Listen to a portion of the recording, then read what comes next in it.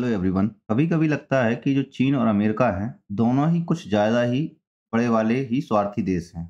जहां एक तरफ अमेरिका चाहता है कि भारत उसका साथ दे, जैसे रेयर अर्थ मिनरल्स हो गए, और अमेरिका को लेकर है, अमेरिका ने भारत का साथ मांगा हुआ था। वहीं जो चीन चाहता है कि जो टेरिफ वॉर है वो अमेरिका के खिलाफ है, तो उसके प्रति अमेरिका भारत का साथ मांगा हुआ था। अब ये दोनों ही देश हैं, वो अपने अपने स्वार्थपन से बिल्कुल चरम स्तर पे पहुंच चुके हैं। जो चीन है, तो चीन ने अभी हाल ही में एक अपना दाँव खेल दिया है।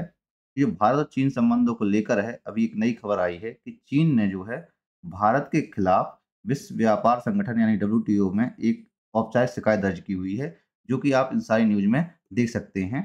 यहाँ पर आपको अलग-अलग न्यूज़ में देख सकते हैं, रॉयटर्स में भी है कि China files WTO complaint over the India EV electric vehicles और बैटरी सब्सिडीज़ को लेकर। तो इसके बारे में हम डिटेल में डिस्कशन करेंगे कि आखिर ये शिकायत है क्या? तो बेसिकली ये शिकायत कुछ नहीं, चीन की कुछ अपनी नीतियाँ हैं, उनको लगता है कि इसका उल्लंघन किया है। तो चीन का इसमें कहना है कि भारत की ये जो नीतियाँ हैं, वो डब्ल्यूटीओ के नियमों का उल्लंघन करती हैं, और जो घरेलू कंपनियाँ हैं, उनको अनफ़ेयर एडवांटेजेस दे रही हैं। ये साफ-साफ चीन का कहना हुआ है। तो अब हमारे सामने कुछ ऐसे क्वेश्चन्स उठते हैं कि जो इंडिया की पॉलिसी है, वो वास्तव में गलत है क्या? यहाँ पर लिखा हुआ है, is India policy really wrong और why is China so bothered by the issue? मतलब इस इशू के कारण चीन को इतना आपत्ति क्यों है? और वहीं जो इस पूरे विवाद का असर जो है, वो भारत की अर्थव्यवस्था पर क्या पड़ेगा? या ईवी सेक्टर है जो, या इंटरनेशनल इमेज, अंतर्राष्ट्रीय छवि पर क्या असर होगा? ये हमारे सामने कुछ मुद्दे हैं।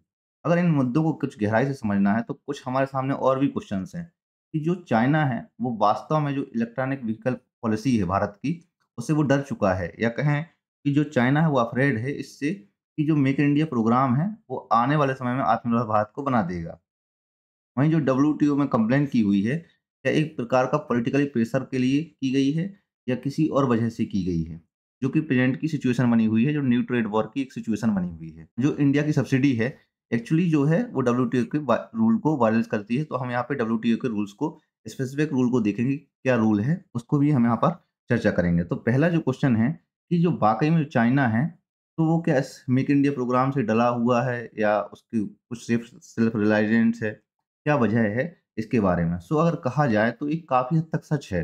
ये बहुत हद तक सच बात है कि जो भारत ने हाल के वर्षों में, रिसेंट ईयर्स में, जो मेक इन इंडिया प्रोग्राम है, या फेम 2 है, faster adoption and manufacturing of hybrid electronic vehicles. तो इन 2 प्रोग्राम के माध्यम से ईवी से जो है इलेक्ट्रॉनिक व्हीकल सेक्टर को बहुत बढ़ावा दिया हुआ है। वहीं जो टाटा हो गए, महिंद्रा हो गए, ओला इलेक्ट्रिक हो गए, इन्होंने बहुत सारे इलेक्ट्रिकल व्हीकल का मैन्युफैक्चर किया हुआ है। वहीं जो बैटरीज़ हैं, इन सब कंट्री में उत्पादन हो रहा है, भारत के अंदर ही उत्पादन होने लगा हुआ है। चीन का डर कुल मिला के इन्हीं 2 योजनाओं की वजह से शुरुआत होती है यहीं से। और चीन जो है, क्योंकि अब तक क्या होता था, इलेक्ट्रॉनिक व्हीकल हो गई और स्पेशली जो मैन्युफैक्चर हो गई, बैटरीज़ की मैन्युफैक्चर हो गई, इसमें चीन सबसे बड़ा एक्सपोर्ट करता था। तो अब चीन की चिंता जायज़ है कि अगर भारत खुद बैटरी और ईवी बनाना शुरू कर देगा, भारत का जो बड़ा बाज़ार है, वो चीन के हाथ से निकल जाएगा। तो इसकी वजह से कई सारे चिंताएँ बढ़ जाती हैं चीन की।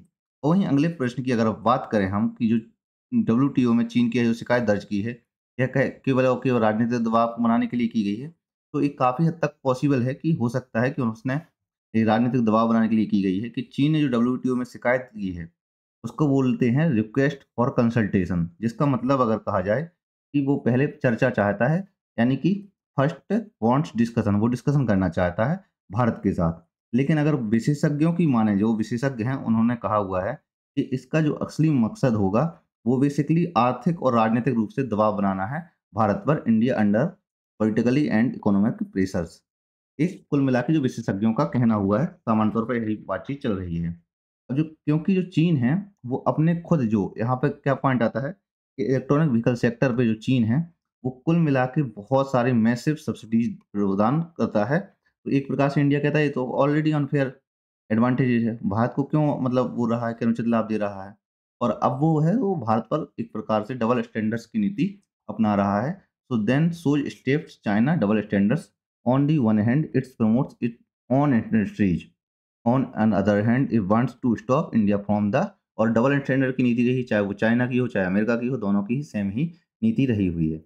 वहीं अब अगर हम देखें कि जो डब्ल्यूटीओ के रूल्स क्या कहते हैं, तो डब्ल्यूटीओ के रूल्स हैं, यहाँ पर देखा जाए कोई भी देश है अगर वो फॉरेन कंपनीज हैं, उनके साथ एक प्रकार से समान व्यवहार करेगा, इक्वली व्यवहार करेगा, जिसको हम बोलते हैं नेशनल ट्रीटमेंट प्रिंसिपल बोलते हैं। वहीं अगर कोई देश जो अपनी डोमेस्टिक कंपनीज को ज़्यादा फायदा देता है, तो इसे बेसिकली ट्रेड डिस्टॉर्शन कहा जाता है। अब चीन का जो दावा है कि जो भारत की जो प्रोडक्शन लिंक्ड इंसेंटिव स्कीम है, पीएलआई और ईवी स्कीम है, ये फॉरेन कंपनीज को हार्म कर रही हैं, यानी कि उनको नुकसान पहुंचा रही हैं। और भारत का जो पक्ष है उसने साफ-साफ बोला हुआ है कि जो भी हमारी नीति है वो डब्ल्यूटीओ को कंपैटिबल रखती हैं, because their purpose it promote sustainable mobility and innovation. कुल मिला के इनोवेशन को बढ़ावा देना है, ना कि किसी भी देश के खिलाफ किसी प्रकार का कॉम्पिटिशन पैदा करना है।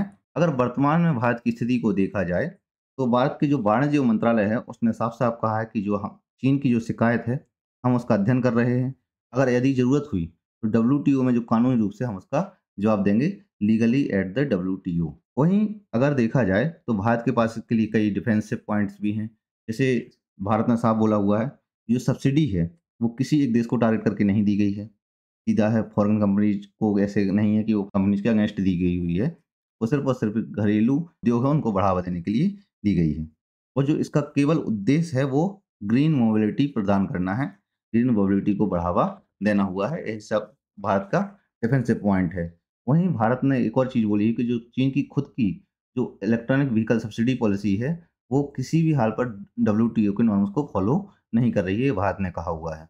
अगर अंतिम रूप से कुछ निष्कर्ष देखा जाए तो आने वाले समय में क्या हो सकता है, तो यह भारत और चाइना के बीच एक प्रकार का न्यू ट्रेड वॉर का प्रारंभ हो सकता है। कह सकते हैं कि ईवी सेक्टर में, जैसे मैंने कल एक वीडियो बनाई थी, इलेक्ट्रॉनिक व्हीकल और जो रेयर अर्थ मेटल्स हैं, उनको लेकर मैंने वीडियोज़ बनाई हुई थी। तो आप ये साफ-साफ देख सकते हैं, भारत के सामने ये है कि एक नए व्यापार युद्ध की शुरुआत हो सकती है। वहीं जहाँ चीन चाहता है कि वह भारत के बढ़ते इलेक्ट्रॉनिक व्हीकल सेक्टर को रोक सके, ये साफ-साफ चीन का कहना हुआ है। एक प्रकार से देखा जाए डब्ल्यूटीओ एक जेलसी का भी कारण माना जा सकता है कि भारत एकदम से आत्मनिर्भर बनेगा तो भारत के जो बाज़ार है वो चीन के हाथ से निकल जाएगा, ये भी एक प्रॉब्लम कही गई है। अब जबकि भारत जो है वो आत्मनिर्भर और ग्रीन एनर्जी की लीडर बनने की दिशा की ओर बढ़ रहा है, तो ये बहुत बड़ी प्रॉब्लम हो सकती है। अब अगले कुछ महीनों में ये देखना है कि डब्ल्यूटीओ का डिसीजन का क्या फैसला होता है। वो आने वाले दिशा में यही तय करेगा कि जो इलेक्ट्रॉनिक व्हीकल का वाला मार्केट है, उसमें इंडिया या चाइना कौन है जो उसको कंट्रोल करेंगे। एक सबसे बड़ा हमारे सामने एक प्रश्न रखा होगा। यही नियंत्रण बताएगा कि भारत और चाइना कौन से एक दूसरे के आगे निकल पाते हैं इलेक्ट्रॉनिक व्हीकल सेक्टर में। अगर आपके सामने एक प्रश्न है कि जो भारत की इलेक्ट्रॉनिक व्हीकल पॉलिसी है, वो क्या सही दिशा में है, राइट डायरेक्शन में है कि नहीं है? कि क्या डब्ल्यूटीओ के नियमों को, रूल्स को फॉलो करती है या नहीं करती है? इसके बारे में अपने विचार कमेंट में ज़रूर बताना है। और अगर अभी तक आपने चैनल को सब्सक्राइब नहीं किया है प्राइम अफेयर्स को, तो सब्सक्राइब कर लीजिए, अपने दोस्तों के साथ शेयर कीजिए। और अगर आपने पुरानी वीडियो रेयर अर्थ मिनरल्स वाली है, उस वीडियो को ज़रूर देखें, उसमें आपको बहुत सारे पॉइंट्स मिल जाएँगे, वो समझ में ज़रूर आएगा। धन्यवाद।